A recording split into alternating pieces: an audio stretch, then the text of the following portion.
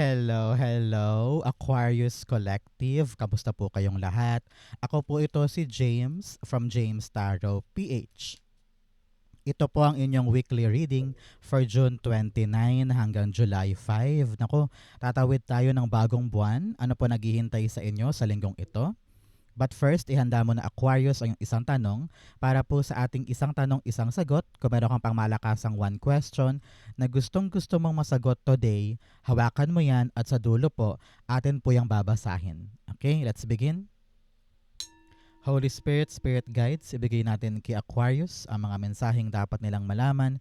Inhale and exhale. Your cards for the week. Ooh, beautiful. Siya nga pala mga Aquarius, maraming salamat sa lahat po ng mga hindi nag-i-skip ng ads, nagla-like, nagko-comment. Wow! Malaking tulong po sa akin yan every time po na meron tayong libreng reading para po sa inyo. Maraming salamat po. Thank you rin po sa ating mga new subscribers. Welcome po sa ating channel. Hopefully po nag-e-enjoy kayo ng ating beautiful reading. Okay? So please tulungan nyo ako, do not skip your ads. So, in the background of your reading, meron kang the Three of Wands. Wow, wow, wow. Isa lang narinig ko, napakalinaw ng mensahe. Yung hinihintay, darating. Meron kang pinagtsatsagaan na kapag decide ka na, gusto mo nang umabante, gusto mo nang gumalaw, pero meron kang hinihintay na good news, confirmation, or approval, ganyan, or go signal, at darating siya this week. Congratulations! Makakahakbang ka na forward. Some of you parang babiyahe, abroad, or something like that. Or aabante na yung isang nakabinbin noon. Nagtsatsaga ka maghintay pero ngayon gagalaw na yung baso. Congratulations. Okay? Partneran natin yan ng cosmic energy. Meron kang friendship. Cherish your friendships. They are the harbors for your soul. Sabi dito bilang paalala, Aquarius, na samahan mo ng tiwala, pagmamahal, importansya, yung mga taong nakakasalamuha mo sa buhay mo. Hindi lang childhood friends, hindi lang co-workers, hindi lang kapitbahay, kundi yung mga taong nakakadaupang palad mo na mga koneksyon. Because these people, these friendships can help you in little or big ways.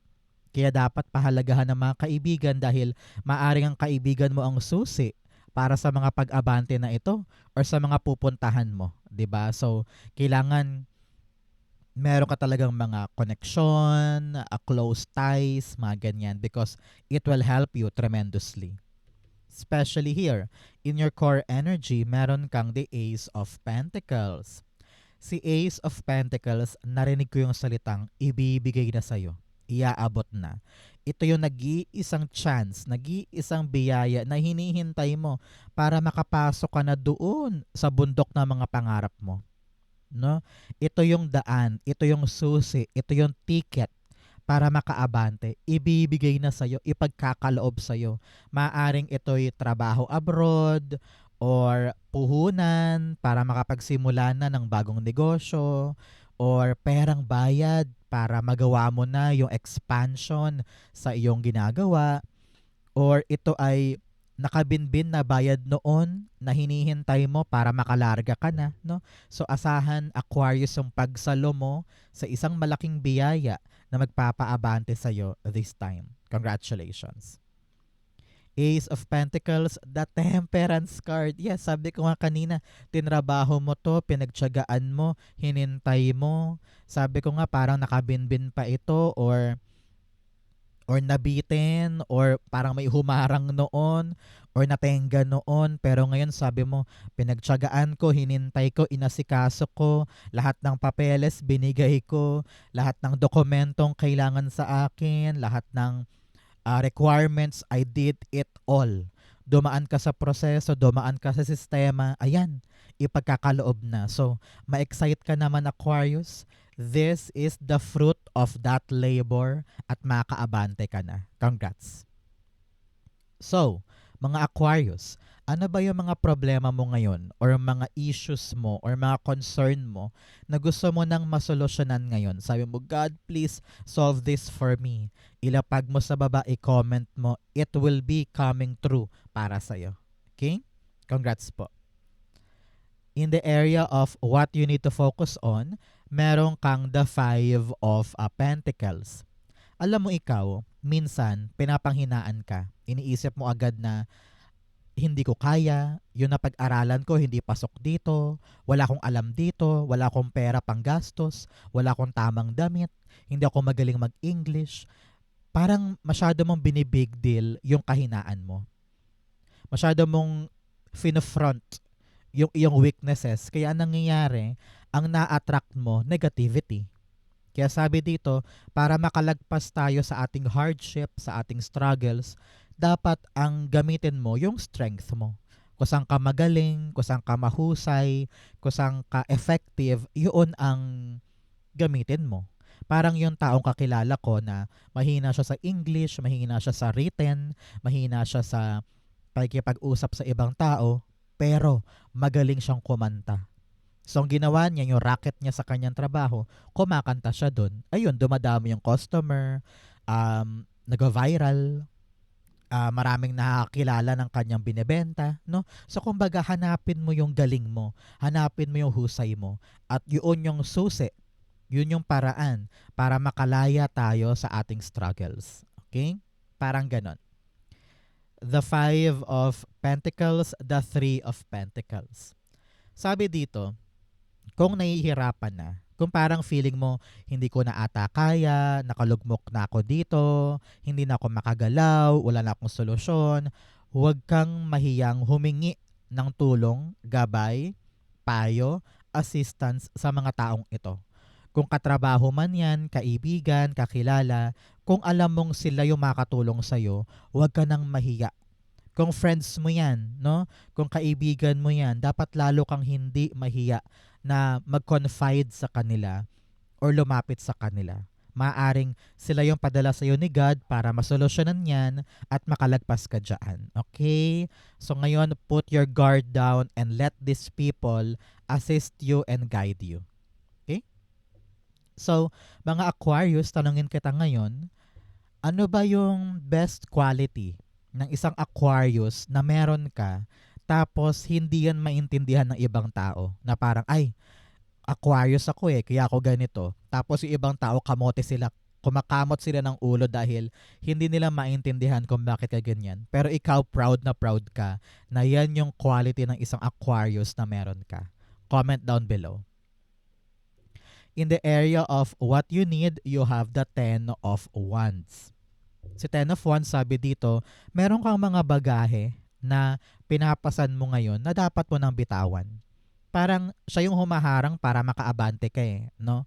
Example, papunta ka ng Canada pero hinaharangan ka pa ng past job mo dahil meron pa daw dapat tapusin sa kontrata or ayusin sa mga papeles. So, kailangan dito you know how to end some responsibility para makalarga ka na, no?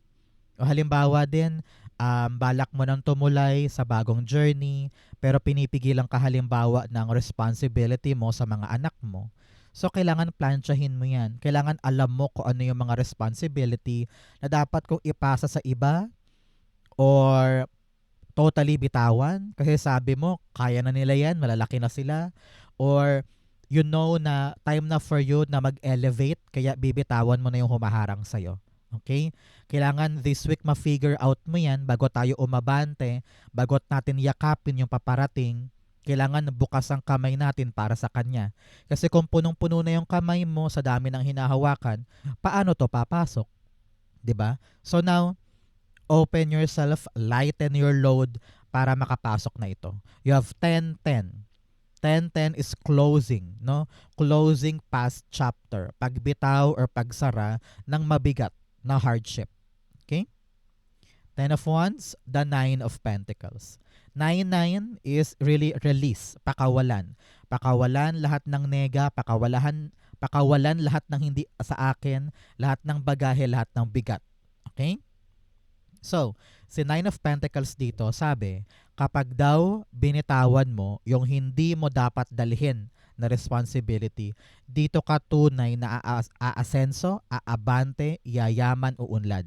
Mas may enjoy mo yung buhay mo dahil wala ka nang pinapasan na sobra-sobrang responsibility. Example, ikaw ay breadwinner. For a very, very long time, pinapasan mo lahat ng bills sa bahay. Siguro tumagal to ng 10 years, 15 years, nasanay ka sa ganung routine. Na-realize mo, ay, gusto ko nang umabante, gusto ko nang makapunta or maabot tong pangarap to. Halimbawa, balak ko nang magbalik school kasi sabi mo, pangarap ko to noon, pero inisan tabi ko para sa pamilya. Pero ngayon sabi mo, gusto ko nang buuin yung future ko para sa akin. So ngayon, yung ibang mong responsibility, ipapasa mo na sa kapatid mo o sa anak mo dahil kaya naman na nila. Independent na sila, kumikita na sila. So, dahil kumikita na sila, kaya na nilang gampanan yung responsibility na mahaba mong ginampanan, di ba?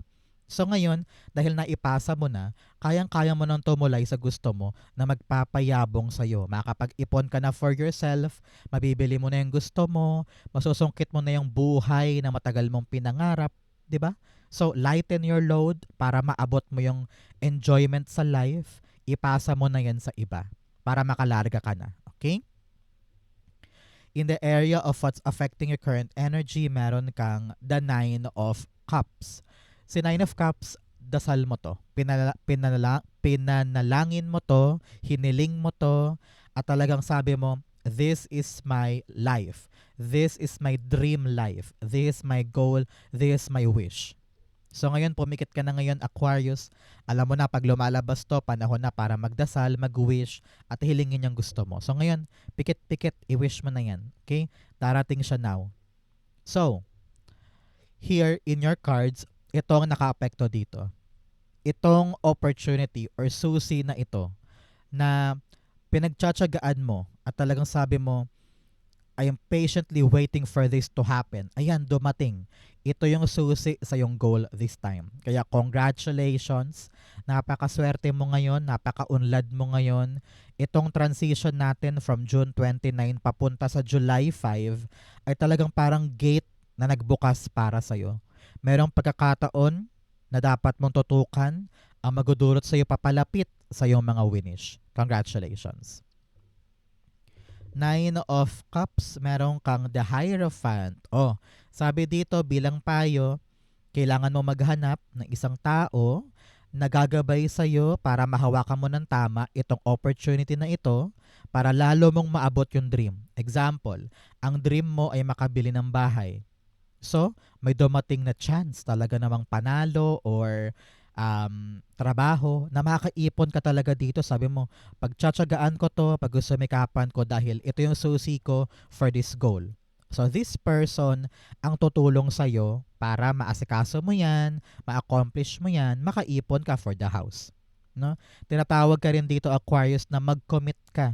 Ibigay mo lahat na makakaya mo, yung commitment, yung iyong pagmamahal, yung iyong effort para ito yung magkaroon ng magandang bunga for you. Nakita ko bigla hagdanan.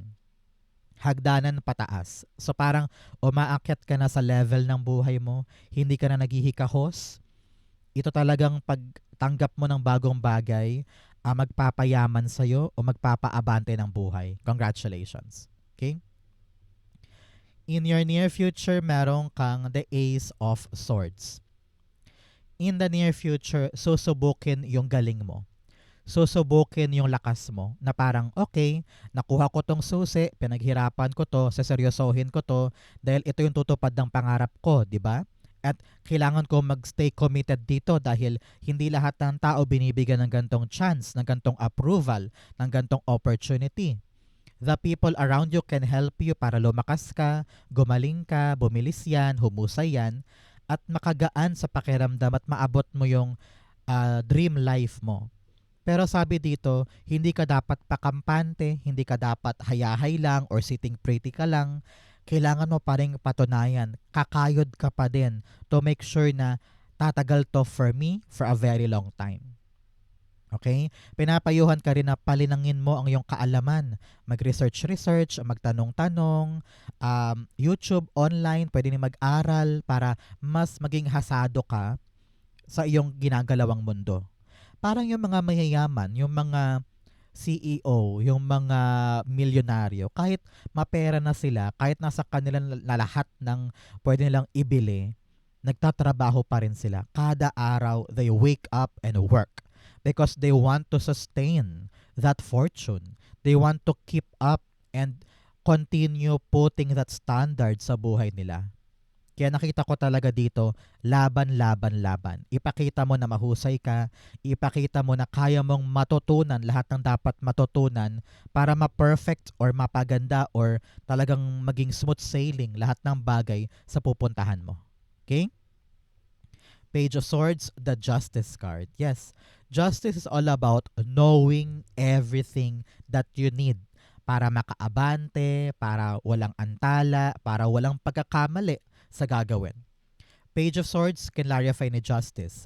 Nakita ko dito kontrata. Kung meron ka mang pipirmahan, whether dokumento yan sa bagong bahay, bagong kotse, or loan, or bagong kontrata sa trabaho, renewal, kumbaga, no? Kung ano tong papasukin mo, aralin mo ha. Kailangan binabasa lahat ng nakasulat doon.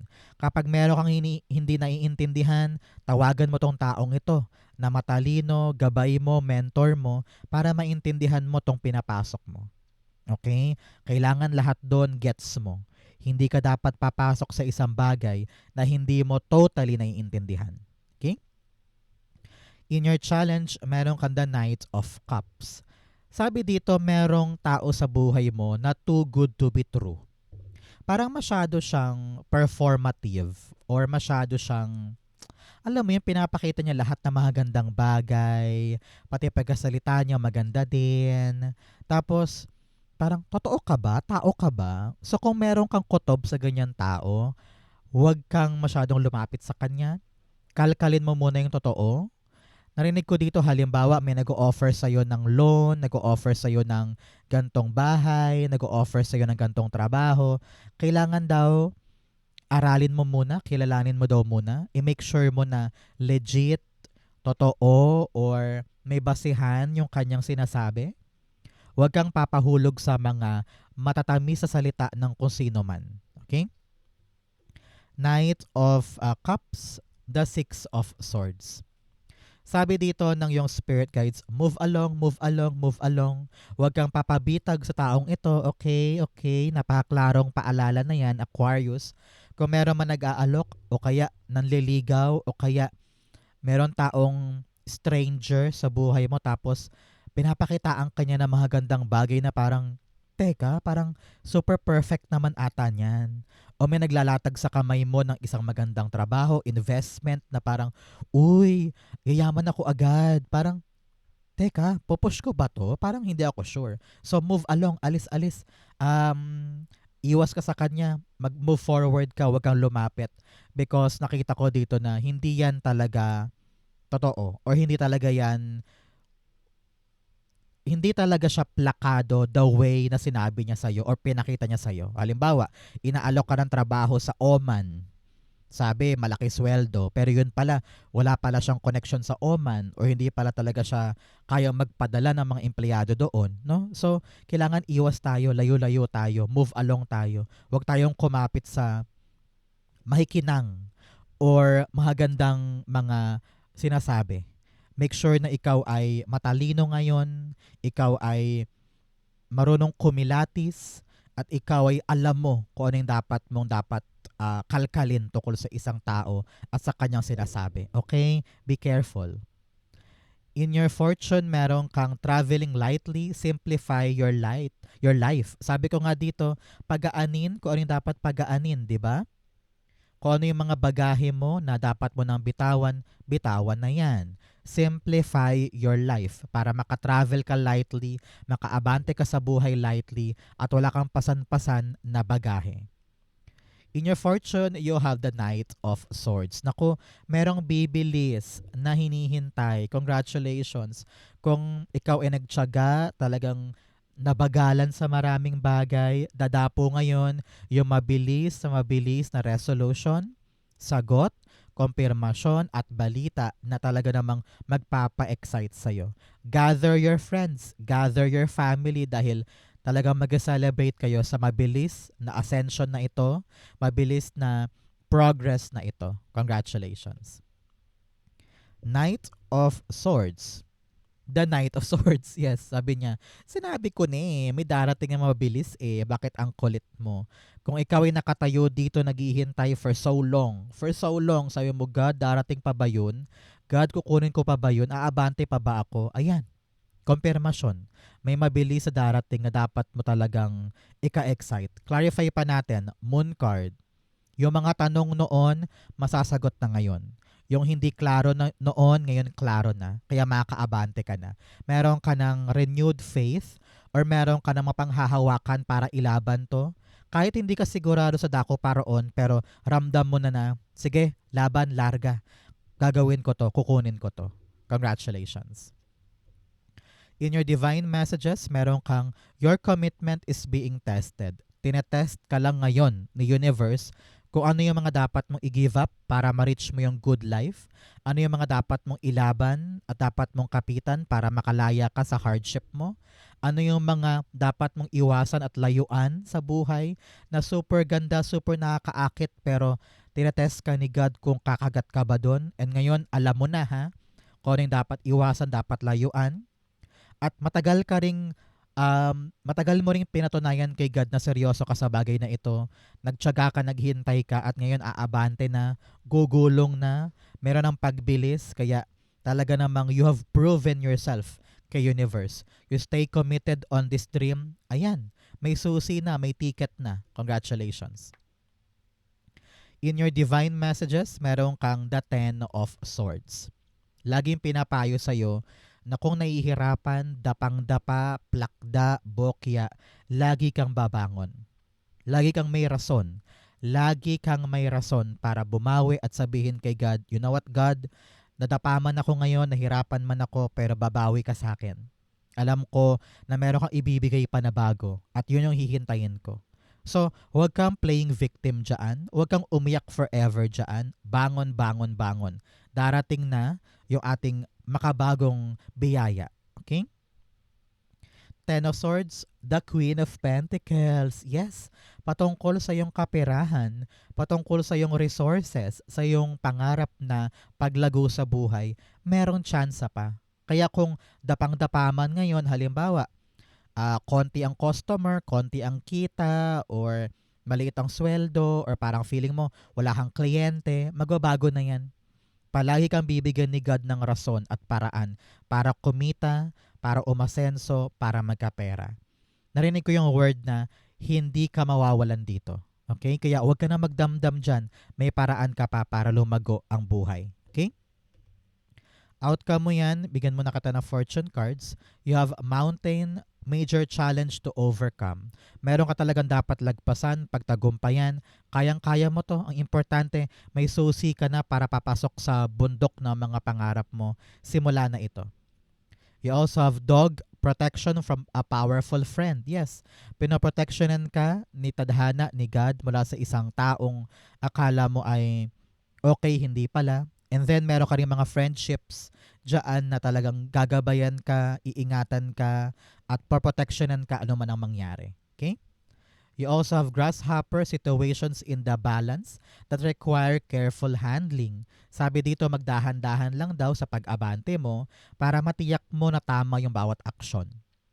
You also have flag, do not be tempted to lower your standard.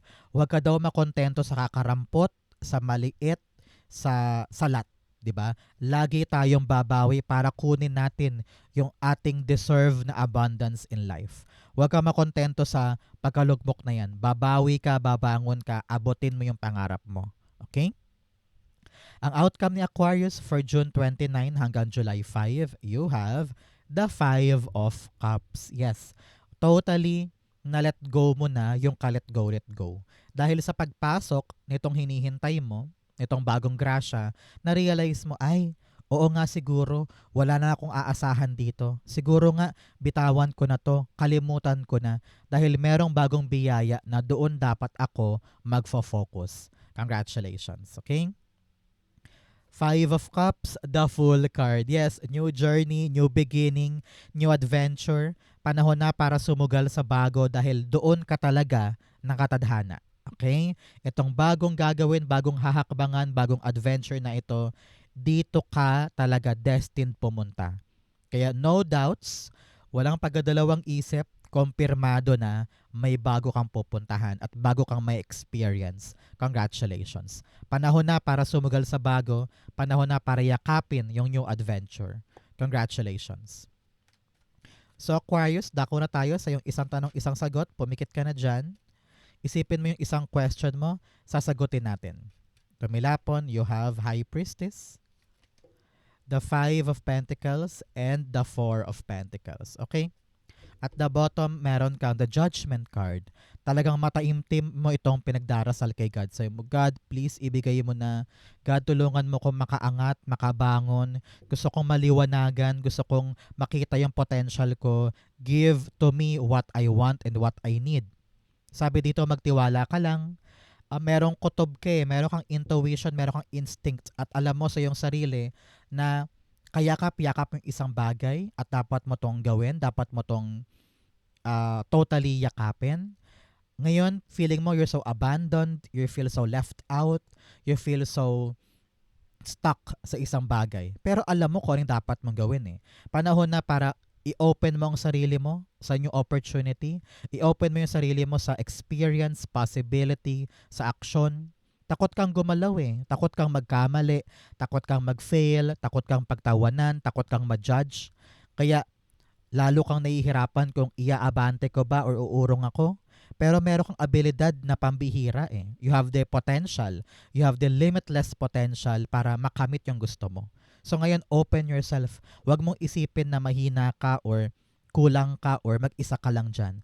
Kahit mag-isa ka, babangon ka. At buksan mo na ang sarili mo sa mga posibilidad para makuha mo na yung pinagdarasal mo. Siguro panahon to para i-evaluate yung action mo. Baka naman kasi hindi ka gumagalaw. Baka naman kasi nakatameme ka lang dyan at takot ka sa responsibility. Buksan na ang sarili. Kilos na galaw na. Kayang-kaya mo to, makukuha mo to. Okay? Congratulations. The answer is yes. May possibility na magawa to. Kailangan mo lang talagang baguhin yung mindset mo at kung paano ka gumagalaw ngayon. Trust in God. Trust in yourself. It will be given to you. Okay? So, Aquarius, yan po yung isang tanong, isang sagot. Ganon din po ang inyong June 29 to July 5. Saan po kayo nakaresonate? Comment below, babasahin ko po yan. Thank you, Holy Spirit, Spirit Guides, for the clarity for today. Thank you po for watching hanggang dulo. I love you. This has been James for James Taro PH. God bless everybody.